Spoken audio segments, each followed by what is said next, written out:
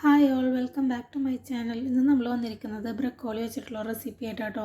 അപ്പോൾ അത് ഞാനൊരു 600 ഗ്രാമോളം ഉണ്ടാവും ഒരു ബ്രക്കോളി. അത് ഞാൻ പീസാക്കിയിട്ട് ഉപ്പും മഞ്ഞളിട്ടിട്ട് വെള്ളത്തിലിട്ട് വെച്ചിട്ടുണ്ട് കേട്ടോ.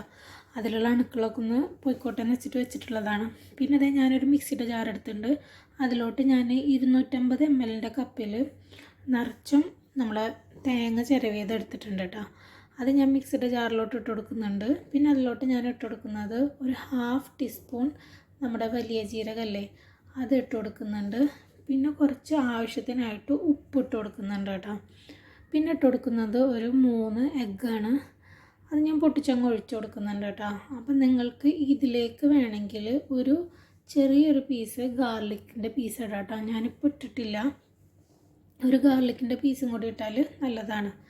ഇത് എന്നിട്ട് മിക്സിയിൽ നമ്മൾ നല്ലതുപോലെ അരച്ചെടുക്കുന്നത്. കാരണം ആ വലിയ ജീരകം ഒന്ന് അരഞ്ഞ് കിട്ടണം, അത്രേ വേണ്ടുള്ളൂ. അപ്പോൾ അതൊന്ന് ഞാൻ മിക്സിയിലിട്ടിട്ട് അരച്ചെടുക്കുന്നുണ്ട് കേട്ടോ. പിന്നെ ഇതിലോട്ട് വേണ്ടത് നമുക്കൊരു വലിയ ഉള്ളി ഇല്ലേ, അതൊന്ന് കട്ട് ചെയ്തെടുത്തത് വേണം. പിന്നെ ഒരു 4 ഗ്രീൻ ചില്ലി വേണം. പിന്നെ വേണ്ടത് കുറച്ച് കറിവേപ്പില വേണം. പിന്നെ കുറച്ച് പെപ്പറിൻ്റെ പൗഡറില്ലേ, അതും കൂടി വേണം കേട്ടോ. അപ്പോൾ അതേ ഞാനിത് ബ്രക്കോളിയൊക്കെ നന്നായി കഴുകി വൃത്തിയാക്കി വെച്ചിട്ടുണ്ട്. ഇത് ഞാനൊന്ന് ചോപ്പറിലിട്ടിട്ട് ചോപ്പ് ചെയ്തെടുത്തതാട്ടോ. നിങ്ങൾക്ക് വേണമെങ്കിൽ ഇത് മിക്സിയിലിട്ടിട്ട് ഒന്ന് പീസാക്കി ഇട്ടിട്ട് ഒന്ന് ക്രഷ് ചെയ്തിട്ട് എടുക്കാം കേട്ടോ. അപ്പോൾ ഇങ്ങനെ കിട്ടും. പിന്നെ അതേ നമ്മളെ തേങ്ങ അരച്ചതില്ലേ, അതാട്ടോ അത്. പിന്നെ വേണ്ടത് അതേ കറിവേപ്പില വേണം. പിന്നെ വേണ്ടത് നമ്മുടെ വലിയ ഉള്ളി ഇല്ലേ, അത് ഇതേ പീസാക്കി വെച്ചതുണ്ട്. പിന്നെ നമ്മുടെ ഗ്രീൻ ചില്ലി 4 എണ്ണം ഉണ്ട് കേട്ടോ. എന്നിട്ട് ഞാൻ അതേ കുറച്ച് പെപ്പറും ഉണ്ട്. പിന്നെ ഞാനൊരു ഫ്രൈ പാൻ വെച്ചു. അതിലോട്ട് കുറച്ച് കോക്കനട്ട് ഓയിൽ തന്നെയാണ് ഒഴിച്ചു കൊടുക്കുന്നത്. കോക്കനട്ട് ഓയിലൊന്ന് ചൂടായി വന്നപ്പോൾ ഞാൻ അതിലോട്ട് കുറച്ച് കടുക് ഇട്ട് കൊടുക്കുന്നുണ്ട്. കടുക് പൊട്ടി വരുമ്പോൾ നമ്മുടെ ഉള്ളി അരിഞ്ഞതില്ലേ, അതൊന്ന് അങ്ങോട്ട് ഇട്ട് കൊടുക്കും കേട്ടോ. എന്നിട്ട് ഉള്ളിയൊന്ന് ട്രാൻസ്പാരൻ്റ് ആയിട്ട് വരുന്നവരെ ഞാനതൊന്ന് വെയിറ്റ് ചെയ്യുന്നുണ്ട്. ഉള്ളി ഒന്നങ്ങോട്ട് കുറച്ച് ഒന്നാണ്ട് ബ്രൗൺ ആയിക്കോട്ടെ. നല്ലപോലെ ബ്രൗൺ ആവണ്ട, ഒരു ലൈറ്റ് ആയിട്ടുള്ളതിൽ കേട്ടോ. പിന്നെ അതിലോട്ട് ഞാനിത് നമ്മുടെ ഉണക്കമുളകില്ലേ, അതാണ് ഇട്ട് കൊടുക്കുന്നുണ്ട്. പിന്നെ കുറച്ച് ഉപ്പിട്ട് കൊടുക്കുന്നുണ്ട്. ഉപ്പിട്ട് കൊടുക്കുമ്പോൾ ശ്രദ്ധിക്കണം കേട്ടോ. ഞാനത് തേങ്ങ ചിരകുമ്പോൾ കുറച്ച് ഇട്ടിട്ടുണ്ടായിരുന്നു. അപ്പോൾ ഞാൻ ഇതിൽ കുറച്ച് ഇട്ട് കൊടുക്കുന്നുള്ളൂ കേട്ടോ. പിന്നെ ഞാൻ അതിലോട്ട് ചെറിയൊരു സ്പൂൺ മഞ്ഞൾപ്പൊടി ഇട്ട് കൊടുക്കുന്നുണ്ട്. എന്നിട്ട് അത് നന്നായിട്ട് മൂപ്പിച്ചെടുക്കുന്നുണ്ട് കേട്ടോ. അപ്പോൾ ഉള്ളി ഒന്ന് നന്നായി മൂത്ത് വരണവരെ വെയിറ്റ് ചെയ്യുക.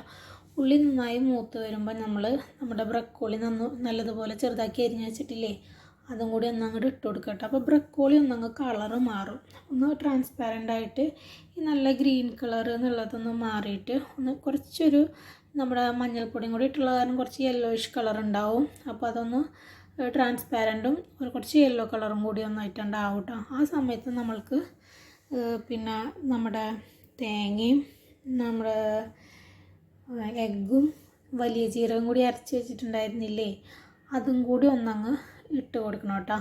അതിട്ട് കൊടുത്തു കഴിഞ്ഞാൽ ഇതിട്ട് കൊടുത്തു കഴിഞ്ഞാൽ അധികം നേരം വേണ്ട, ഒരു 3 മിനിറ്റോളം വേണ്ടുള്ളൂ. നമ്മൾ എഗ്ഗൊന്ന് അതിലൊന്ന് മിക്സായി വരണം. എഗ്ഗൊന്ന് വെന്ത് വരും, നമ്മൾ മുട്ടയൊക്കെ ചിക്കി എടുക്കില്ലേ, അതേപോലെ തന്നെ. അപ്പോൾ ഇത് അതിലൊന്ന് മിക്സ് ആവേണ്ട സമയമേ വരുന്നുള്ളൂ.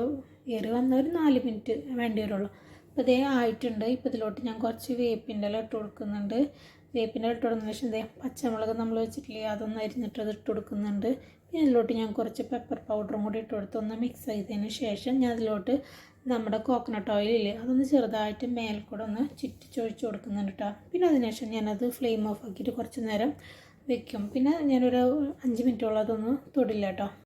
അപ്പോൾ അതേ നമ്മുടെ ബ്രക്കോളി ആയിട്ടുണ്ട്. അപ്പോൾ ഈ നമ്മുടെ ബ്രക്കോളി കഴിക്കാത്ത പിള്ളേരൊക്കെ കഴിച്ചോളൂ കേട്ടോ. അപ്പം നിങ്ങളിത് ബ്രക്കോളിയൊക്കെ കിട്ടുമ്പോൾ ഒന്ന് ഉണ്ടാക്കി നോക്കിയിട്ട് നിങ്ങൾക്ക് ഇഷ്ടപ്പെടുന്നുണ്ടെങ്കിൽ ഒന്ന് സബ്സ്ക്രൈബ് ചെയ്യുക, ലൈക്ക് ചെയ്യുക, ഷെയർ ചെയ്യുക, കമൻറ്റ് സെക്ഷനിലൊന്ന് കമൻറ്റ് ചെയ്യുക കേട്ടോ.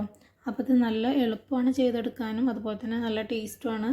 ഇത് ബ്രക്കോളി ഒന്നും കഴിക്കാത്ത പിള്ളേർ പോലും കഴിച്ചു പോകും. ബ്രക്കോളി ആണെന്നൊന്നും അവർക്ക് തോന്നില്ല കേട്ടോ. അപ്പം നിങ്ങളിതൊക്കെ ഒന്ന് ഉണ്ടാക്കി നോക്കുക. എന്നിട്ട് നിങ്ങൾക്ക് ഇഷ്ടപ്പെടുന്നുണ്ടെങ്കിൽ പറഞ്ഞതുപോലെ ഒന്ന് സബ്സ്ക്രൈബ് ചെയ്യുക, ലൈക്ക് ചെയ്യുക, കമൻറ്റ് ചെയ്യുക, അതുപോലെ തന്നെ വീഡിയോ മുഴുവനായിട്ടൊന്ന് കാണാൻ ശ്രമിക്കുക കേട്ടോ.